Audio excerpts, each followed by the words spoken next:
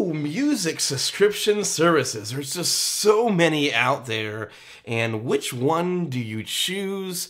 Which one's right for you? Are you doing YouTube, or are you using it for business? These are all things you have to consider. Are you using it for wedding filmmaking?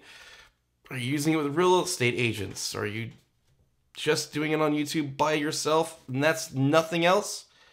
We're going to break down the 4 big major music subscription services, and we're going to go over some of the pros and the cons and figure out which one is best for you.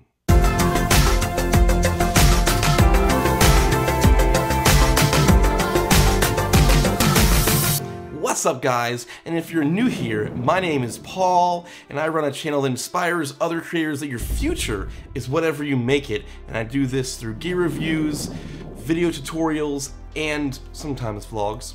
There's so many music subscription services out there, but at the end of the day, there's really only 4 major contenders that you really should consider for this subscription-based model right now, currently in 2020. That is Artlist, musicbed, Soundstripe, and Epidemic Sound. You can definitely see them in a lot of various of YouTubers out there.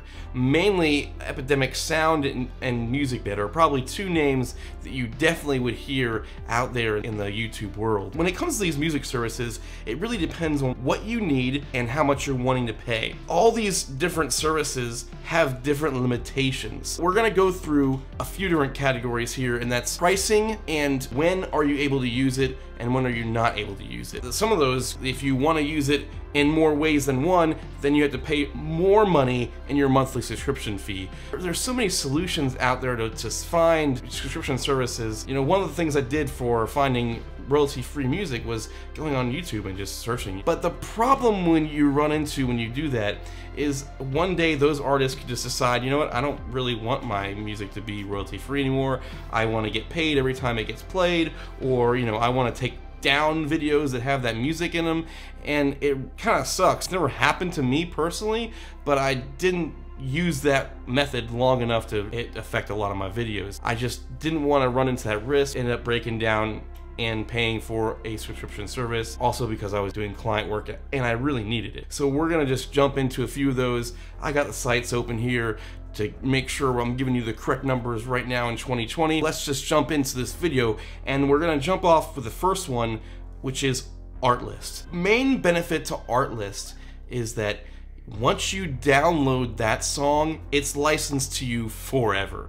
So you could go through the entire catalog during a span of your month. They only allow you to download 40 songs a day, but every song you download for any particular project, you have that for life. It's yours. Even if you cancel your subscription, you still get to use that song in your videos. It's very interesting, and none of the other subscription services work that way, and that's the one main interesting thing about Artlist, is that you could just use it forever. You found a song there that worked for a YouTube intro, and you use that service for the entire year. Well, when you cancel your subscription, you can still use that song for your YouTube intro forever, because they say once you download it, it's yours forever.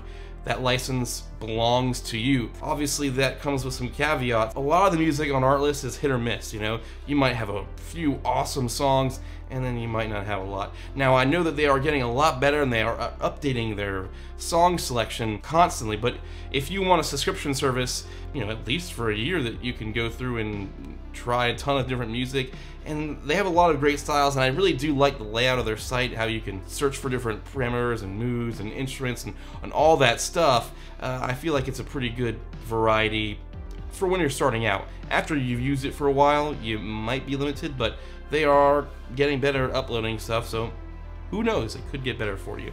But that's a really great option, and it's $200 yearly. It's about $16.60 a month, let's be correct. So in the big scheme of things, it's not too crazy, but the benefit of this, for that money, you not only get licensing for you, for your YouTube channel, but you can use it on any client work. That's the nice thing about Artlist. You can download it and use it for whatever.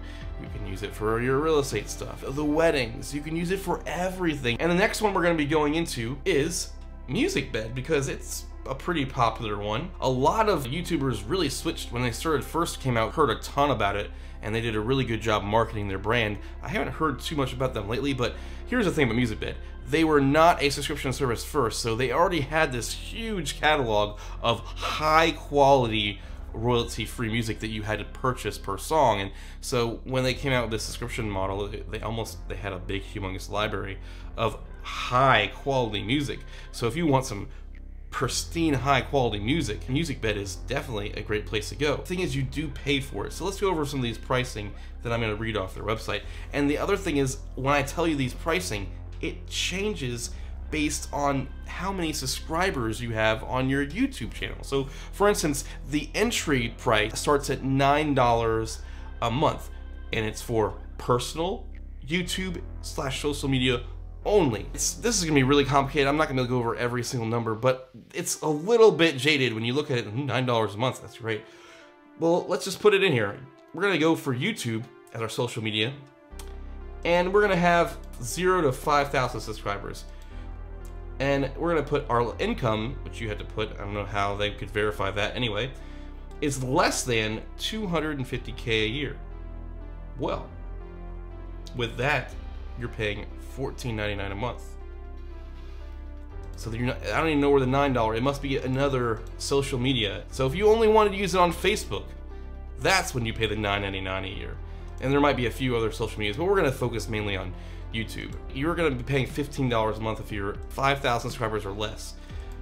And that's if you're making $250,000 or less a year, but I'm gonna say that's gonna be safe. But when you jump up to 5,000 to 10,000 subscribers and your income is less than $250,000, it jumps up to $24.99 a month. Well, shoot, what happens when you get to 10,000 subscribers or 50,000? It goes up to $40 a month. This goes to show that musicbed is not cheap. It looks cheap on the outside. I mean, if you're a non-profit, $20 plus a month, but also there's a lot of stipulation in what kind of non-profit you are. Just for weddings, it's $60 a month, but there's also a lot of stipulations. I think it depends on how much you make a year, which is just crazy. Musicbed, yes, you have the best quality, but you're paying the most for this. I think it's probably one of the most expensive music subscription services. It's why I used them for a month or so for the free trial and I stopped. The other problem was when I had them, because they were royalty-free music first and not the subscription model, your songs get flagged all the time and you gotta go through the hassle of emailing them. Yes, they'll unflag your YouTube videos, but it's just annoying that you have to even go through that. They say their system is supposed to automatically do it, but it messes up from time to time, and rightfully so, because some of that music, how do they know if it's under subscription or not? So the next contender, Epidemic Sound. Now, Epidemic Sound, it's $15 a month. What does that consist of? It's for personal use only on YouTube, Facebook, Instagram, Twitter, Twitch, and podcasts. Unlimited views, and you're allowed to monetize on YouTube, and unlimited downloads of tracks and sound effects. Now that's the positive side for Epidemic. If you know you're only going to use YouTube and you know you're not doing any client work whatsoever, I think Epidemic Sound is the best.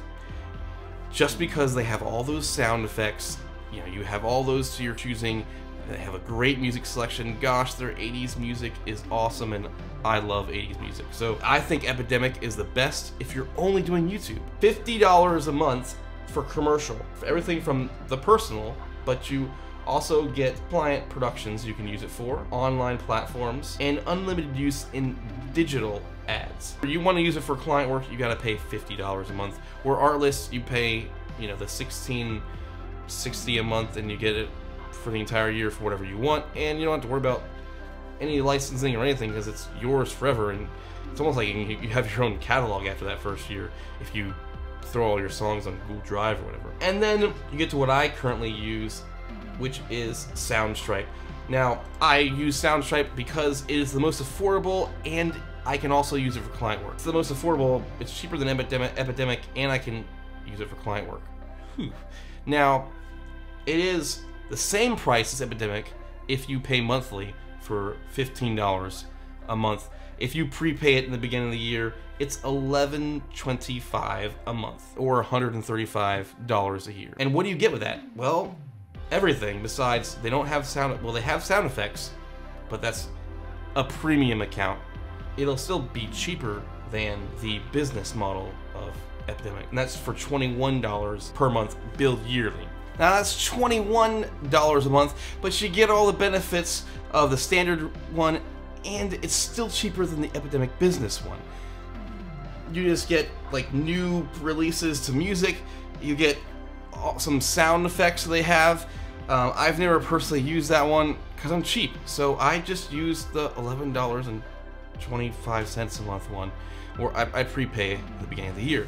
And when you're first starting out, you even get a better deal.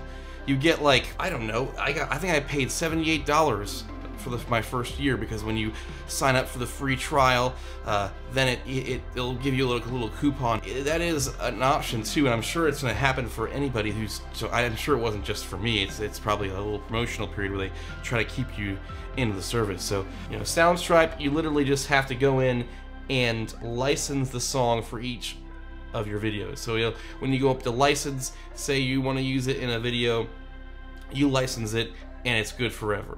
Or good forever for that video. The only the biggest downside to Soundstripe is obviously you have to license every song, and then once your subscription's done, you can't use that music any further. The only one that can do that is Artlist. Epidemic says once you cancel the subscription, you continue to use the songs that you've already had downloaded and used and uploaded during that period of time, but once you cancel your subscription, you can no longer post any more videos with music from their service, unless you have had that subscription during that time when you posted it. Soundstripe is a little bit more of a hassle, just because you have to license every single song, but for me, it's no biggie, and it actually works out in my benefit because I do a lot of figuring out the titles and stuff like that using TubeBuddy. When I figure out my title, I just license the music for that video with that title, and then when I'm going to upload my video, I know what the title is of that video. I think it's a great option, and I've been super happy with Soundstripe. I love 80s music. I really miss like the layouts for Artlist and Epidemic mainly. Epidemic had like a category for 80s music, and it was awesome. You could find so much good 80s music. I love 80s music. But I made a playlist. I kind of go through the Soundstripe category randomly, and I made a playlist of my favorite, or just added any 80s feel with those, like, 80s synth guitars. And those, of course, you can't have the 80s feel without those awesome electronic drum sounds. Any of those type of feel. I made a playlist so you guys can just browse through it and click and see if you like that kind of feel. I'm an 80s feel kind of guy. Anyway, I'll put all that information down in the description box below, so if any of those subscription services fit your need, then you can go ahead and click those and subscribe to them. But at the end of the day, like, music is so huge in creating YouTube videos and client videos and whatever. Music is a big part of what I do.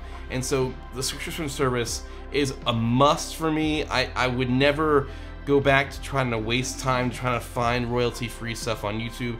It just becomes such a hassle having to search the web and then hope that that song is royalty-free, and you have to credit the guy in the description. So with these, you don't have to worry about crediting anybody. I think the best option for anybody starting out is going to be Artlist or Soundstripe because of the way that they license them.